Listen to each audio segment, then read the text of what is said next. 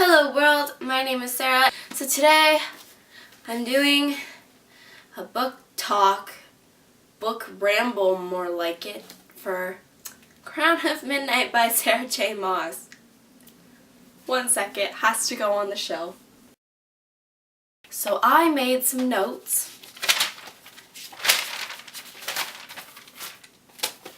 We're gonna see if I can tell you what happens in this story from my perspective, because these notes I made while I was reading it. So everything that I read, I wrote down while I was reading, and all the emotion in this is hilarious.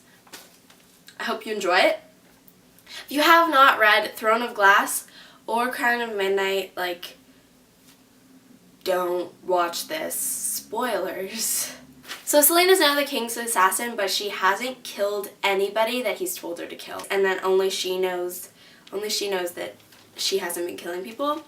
She has been telling the people that she was supposed to kill them, that they should move far away and never use their names again. She gives old corpses to show the king and makes the people give up their official rings. And yeah, that was very stupid of you, Celaena. Stupid. You're stupid. Stop it. This one time, she was supposed to kill this guy named Archer. She knew him when she was with the king of the assassins, so they were friends before. The king's like, kill this guy named Archer, and she's like, okay. Because the actual king believed he was a part of a movement against him. And let me tell you, king was dead wrong. Celaena explained it to Archer. He's not part of it, but he thinks he knows who is. So he gives Celaena lists of people's names throughout the book. This doesn't even make sense. Nehemia was getting really about her friendship. I think really scared or really sad about her friendship with Celaena, so she told her everything and even showed her the secret passageway to the tomb. So Nehemia now knows where the tomb is and knows everything about Celaena. And when they were there, Celaena realized that there were constellations on the floor. Well, there were stars on the floor, so obviously it's probably constellations. Thinking, Celaena, let's go. When she stood on the stag constellation, she saw a face, and one of the eyes was hollowed out. And then she remembered something when she went to a party with Archer and she killed this guy named Davis. Anyways, she found this book about word marks, and written inside of it was a little clue thing that said, only with the eye can one can see clearly. And I was like, oh, it's the eye of Elena, duh. And so Celaena looks through the eye that's on the wall and she sees nothing. It's just another wall on the other side. That's 1 page. Congratulations, guys. We're awesome. Dorian says no, and he storms out. He punches a wall. The wall cracks. He doesn't break his hand, but a window nearby shatters and the glass scatters around him, and he ducks to protect himself from the glass, but it's in a perfect circle around him. I was like, what's going on? He has magic? Question mark? At the carnival for Holland, I wanted Celaena to get her fortune told so badly by that yellow legs witch person, but she's kind of creepy, And then I wrote down page 169 to 171, violence. So I read it and then I realized it's her when she was in Dovier, in Dovier, when she was trying to escape, and she almost reached the wall. That was that time, and it's there, and it's her almost touching the wall, and it was so intense, and I was like, go girl, and then I realized that she doesn't make it past the wall. Dorian's magic is really starting to freak me out, but this time it happened when he was trying to convince himself that he let Celaena go. And then I wrote down Pinocchio, maybe if he's lying to himself, that's what triggers his magic. Don't let Celaena go. Don't let her go, Dorian. Don't do it. Celaena tells Kale about her not killing people. I'm like, don't do it. He will hurt you. He'll make you run laps and train harder than you ever have. He takes it surprisingly well, kind of. And the king now wants to question Nehemia because, I guess it's because Nehemia is planning a rebellion. But I don't really know why he wants to question her. And Archer's in on the rebellion. Right? And then Kale gets kidnapped by Archer and them because they wanted to talk to Selena. They weren't going to hurt him or anything.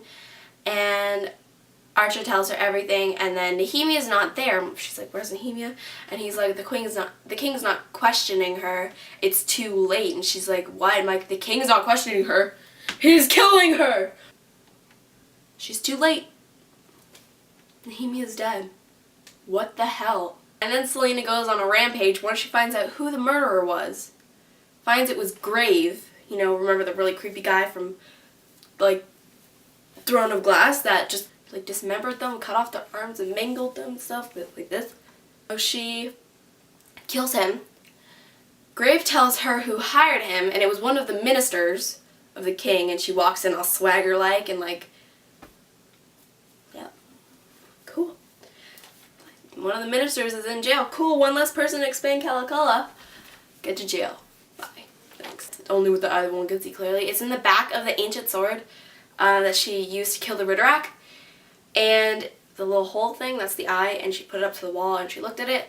And it revealed a poem about 3 missing, like 3 hidden special things. Kale finds out because he hears Selena singing a song that he didn't recognize, and he asks the librarian about it, and he asks about songs from Terrasen, and only noblemen's daughters knew it, or noblemen's families knew it, all the high people, so he's like, whoa, Selena's a nobleman's daughter, what the heck, from Terrasen, what? What is life, what? And it's like, she's a threat. Awesome. The 3 special things in the poem are word keys that open the word gate. If you have all 3 word keys, you can open the word gate, and each key you have contains a source of power, and Selena thinks the king has either 1 or 2, and that's how he can like get people to hand over their crowns so easily. And then Selena wanted to talk to Nehemia to get her to apologize to her and stuff like that, and she opens a portal with the word marks. Stupid. You're stupid. Don't do it. Stop. No. She has to go through the portal because Kale and Fleetfoot got taken through there. I don't care about Kale. I just save Fleetfoot. Save her. And so Selena goes in there and she's like slashing away at the scary little monster thing that came through and dragged them through, and her ears start to go pointy, and she starts like killing it with blue fire. And she's Fae. Her powers only work in the other worlds because the magic was destroyed and gotten rid of in this world. And it's probably because I think the king used the word keys to go rid of magic. Bye. Go away. It was actually Archer that hired Grave. Archer's death, though. She was gonna let him live. Shouldn't have said those words, man. Shouldn't have said it. And then Kale is sending Selena out of the country to Wendelin, where the Fae live. Stupid. And then Kale is going back to Eniel with his dad. Made a deal with him. Stupid.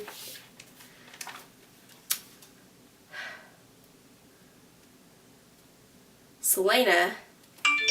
Shut up! Selena gave Kale, like when she was leaving, she whispered a date into his ear. A date, like, of the month. And there was no year to it. And Dorian, before she left, brought a whole bunch of stacks of books, like family trees and stuff, over, and Kale went looking through her rooms to see if he could find the date, and he found those books. He's like, ew, why does she have these books? So he started looking for one 10 years ago, which was when her parents died, and he found one. The king and queen of Terrasen were murdered. Their daughter was never found, may have been thrown in a riverbank. Kale remembered that Selena told him that she, like the king of the assassins, found her on a riverbank. She's the lost queen of Terrasen. Connections. Now, love triangle time! Kale and Selena are getting closer. Dorian's hella jealous. And Kale won't make a move because he doesn't want to do that to Dorian. Selena likes Dorian, but she doesn't like him. Selena likes Kale. Dorian lets Selena go. She danced with Kale. She says Kale's home. She wants a life with him. Oh my god. Does Selena like Kale as a brother or a lover? Kale almost kissed her, OMG. Confused feels. He kissed her and they're already making plans to move away together. Stop. My heart can't take it. So she doesn't like Dorian? Dorian told Kale to treat her well. Kale is thinking about a future with Selena. Selena's pissed at Kale and she hates him. Oops. Dorian for sure doesn't like Selena. Dorian and Selena are talking, yay! Dorian and Selena have dinner together. Dorian's glad that she's not with Kale anymore. Selena and Dorian are biffles! Kale is jealous because Selena will only talk to Dorian. Kale got shut down! Dorian is forever and eternally friend-zoned. I hope not. Dorian likes her? Selena said she's gonna come back for Dorian. Never mind, she loves Kale. Let me just tell you that this is the most, like out of all of them, even the Infernal Devices, this is the most heart-wrenching love triangle I have ever read.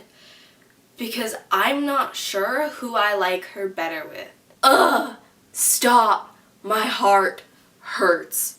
Okay, so I hope you enjoyed that very all over the place book talk thing with me about Crown of Midnight. Bye!